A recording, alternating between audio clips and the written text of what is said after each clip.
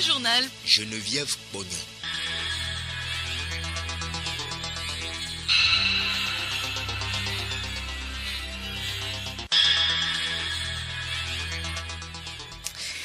Madame, Monsieur, bonjour et bienvenue dans cette édition. Les chrétiens du monde entier célèbrent ce dimanche la Pâque ou la résurrection de Jésus-Christ d'entre les morts. Des messes et des cultes marquent l'événement dans les églises. Une Pâque endeuillée par des attentats meurtriers au Sri Lanka qui ont fait au moins 150 morts et plusieurs blessés. Le pape François a exprimé sa tristesse après ce acte odieux. Soudain, de nouvelles rencontres sont annoncées entre militaires et contestataires au centre des discussions, la restauration d'un gouvernement civil. Et puis, Égypte, un vote sans suspense pour renforcer Sisi aux dépens de la justice. Un peu plus de 60 millions d'Égyptiens votent depuis hier par référendum pour une révision constitutionnelle. Une réforme qui, si elle est confirmée, va consolider et détendre les pouvoirs du président Abdel Fattah al-Sisi.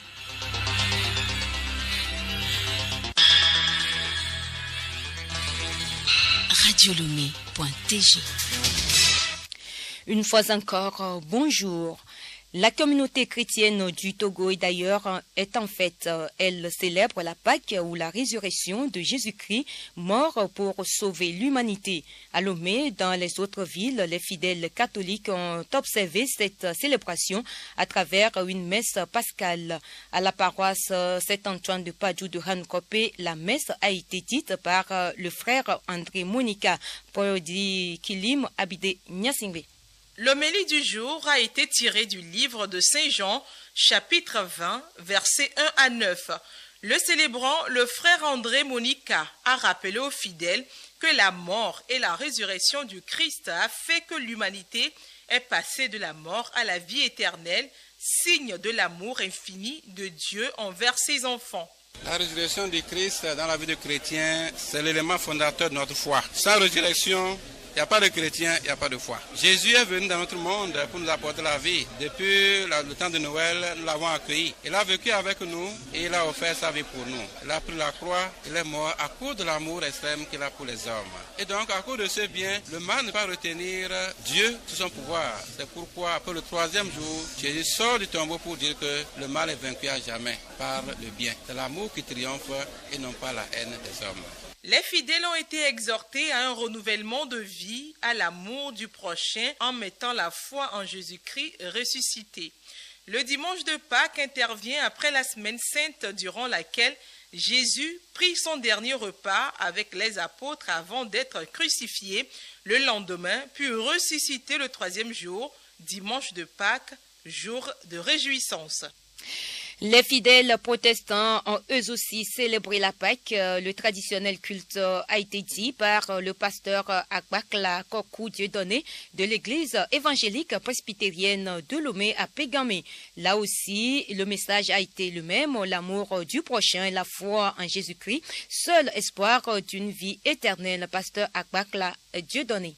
La Pâque est une grande fête pour les chrétiens et ça signifie la victoire que Jésus a eue sur la mort. C'est la vie de l'espérance sur le désespoir. La Pâque pour les chrétiens, c'est le fondement de la vie chrétienne, de l'Église universelle. Parce que sans la résurrection de Jésus-Christ, il n'y aura pas aujourd'hui la communauté chrétienne. Pour les fidèles, la Pâque est un nouveau départ, une nouvelle alliance entre les hommes et Dieu. Nous sommes à l'église pour faire sortir notre joie à tout le monde que notre Sauveur est ressuscité. La Pâque, c'est la résurrection, c'est le début de la vie d'un chrétien. Hier déjà, les fidèles catholiques de la cathédrale Sacré-Cœur de Lomé de Jésus ont assisté à la veille pascale. Yao Kamake y était. C'est l'archevêque métropolitain de Lomé, Monseigneur Denis Amouzou Diakba, qui a célébré la veillée pascale, entouré de plusieurs prêtres concélébrant pour le prélat, la mort de Jésus-Christ et sa résurrection d'entre les morts reste une valeur spirituelle et un message fort pour les fidèles. Monseigneur Denis Amouzou Diakba. Nous avons à prendre conscience qu'il nous faut affirmer de notre bouche que Jésus est Seigneur et croire dans notre cœur que Dieu l'a ressuscité dans les morts. Le ressuscité nous invite tous ainsi à vivre en ressuscité, en chrétien cohérent qui accepte au jour le jour de passer de la mort à la vie, de passer des ténèbres à la lumière, du mensonge à la vérité qui libère et sauve, de la paresse à l'application consciencieuse au travail, de la passivité à l'engagement, de la médiocrité à l'effort pour l'excellence, de l'injustice et de la violence à la justice et à la paix, du désir de vengeance au pardon, de la haine à l'amour. La parole de Dieu méditée en cette veillée pascale est tirée de l'évangile Luc 24, versets 1 à 12, une veillée qui a débouché sur la fête de Pâques célébrée ce dimanche. Jésus-Christ est ressuscité, il a vaincu la mort et sa victoire doit être célébrée par les croyants dans un état d'esprit conséquent. Le père Philippe Mifeliguina, vicaire de la cathédrale Sacré-Cœur de Jésus. L'église tout entière est dans la joie parce que le Christ est ressuscité d'entre les morts. Et c'est le fondement de notre foi. Tout fidèle, tout chrétien qui croit en la résurrection du Christ doit être heureux, doit vivre dans la joie, doit partager cette joie-là, doit avoir un esprit d'amour, un esprit qui nous pousse à aller à la rencontre de nos frères et sœurs qui sont dans la souffrance. La veillée pascale a été l'occasion pour beaucoup d'enfants de Dieu d'être baptisés, confirmés ou de recevoir leur première communion.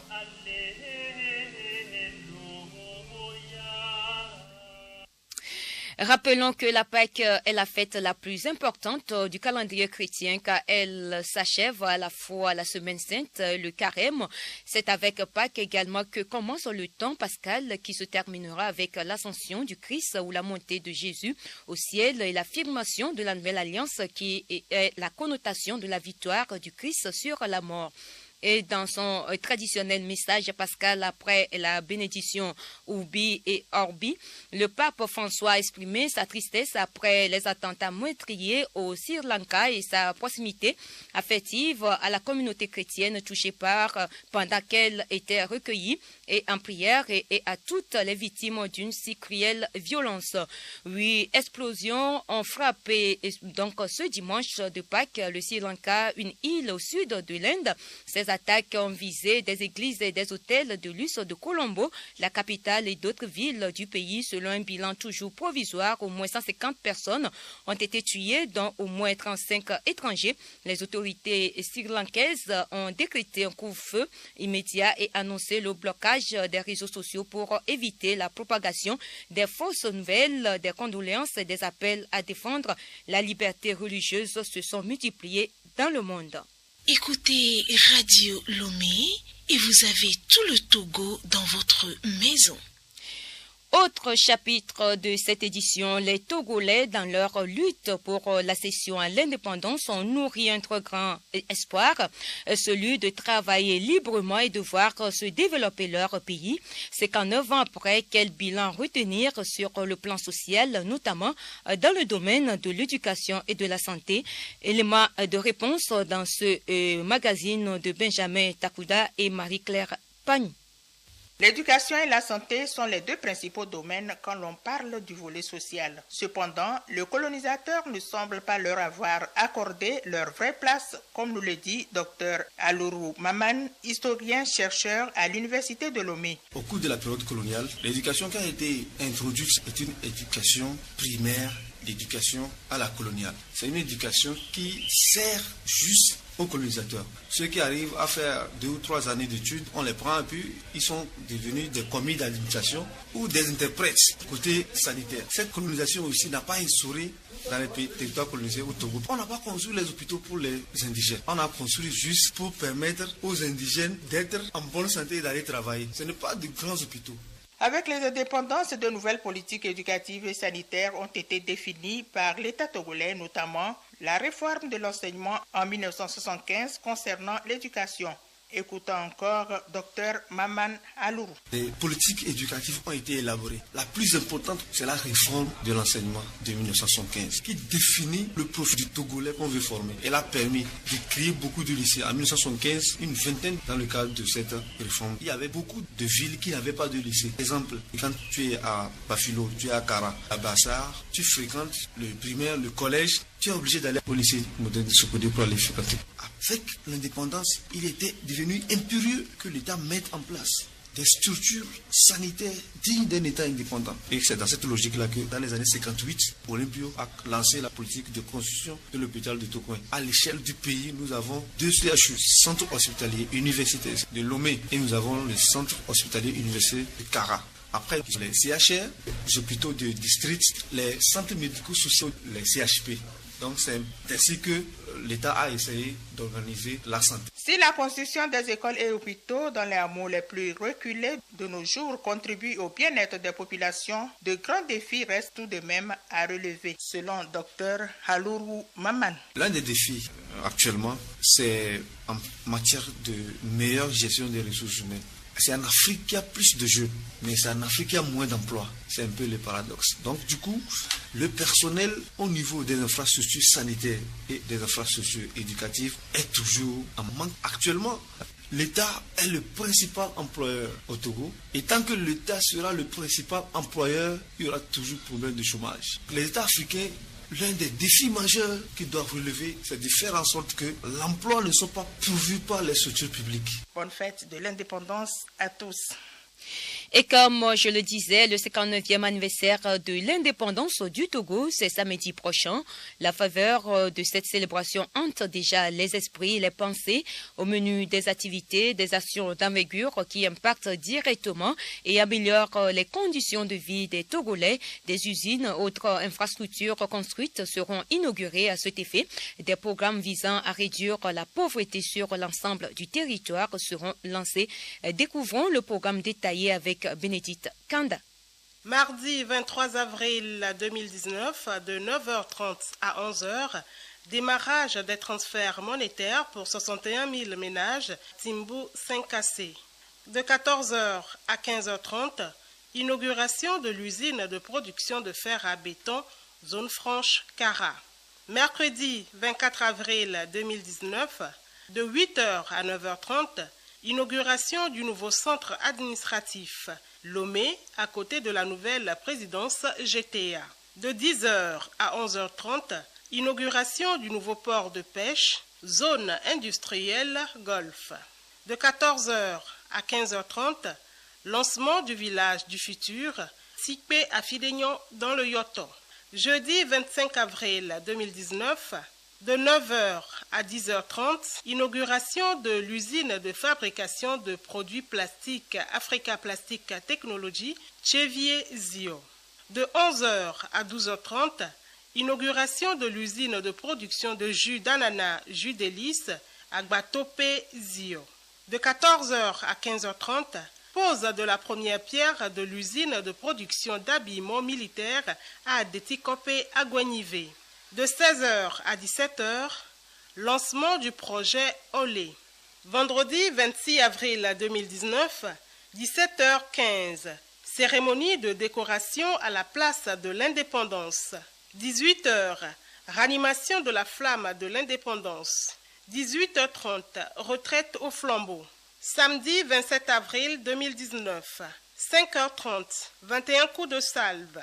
7h, mise en place des populations à la place de défilé. 7h30, mise en place terminée des autorités administratives, politiques, militaires, religieuses, traditionnelles et des autres invités. 7h40, arrivée de Madame la Présidente de l'Assemblée nationale. 7h45, arrivée du Premier ministre. 8h, arrivée du Président de la République. 8h30, défilé militaire et civil. 11h, fin du défilé et départ du Président de la République.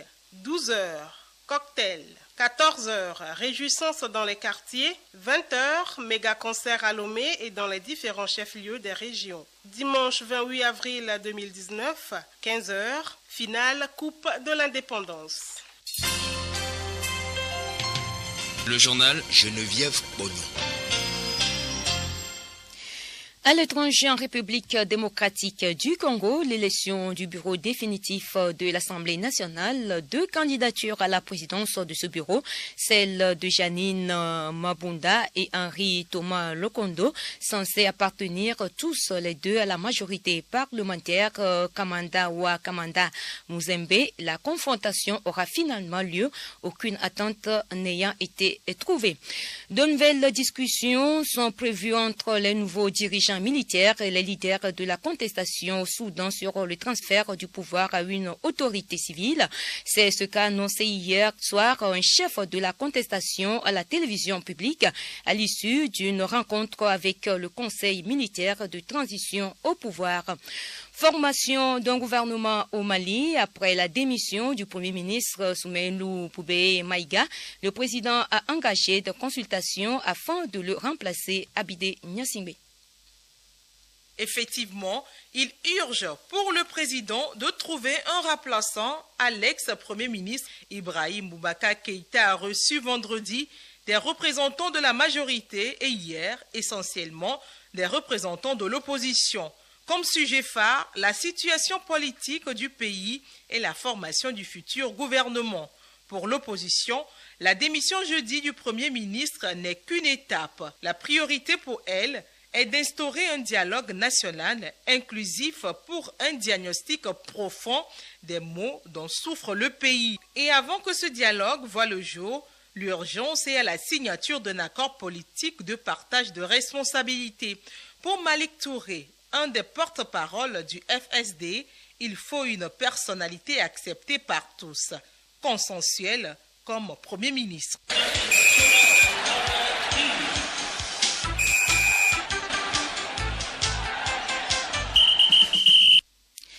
Du sport pour refermer cette édition, Boss, le triple champion du monde, le Togolais Kouigan Kwame Foli alias Prince Lorenzo, a enregistré hier une victoire technique au 3e round de son combat contre le Kurde Sabri Oulas Gueman. La soirée a été également marquée par 5 combats professionnels, dont 3 gagnés par des Togolais. Plus d'informations dans l'édition de 19h.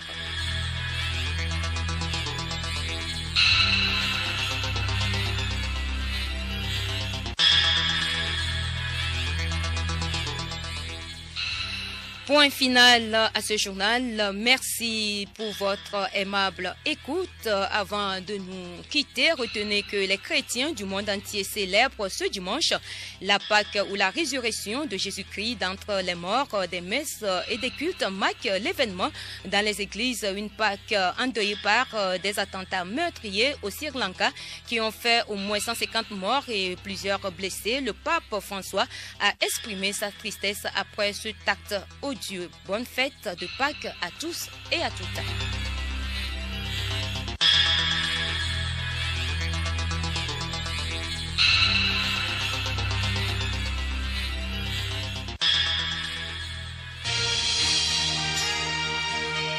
Radio Lomé, boîte postale 434, email radiolomé@radiolomé.tg.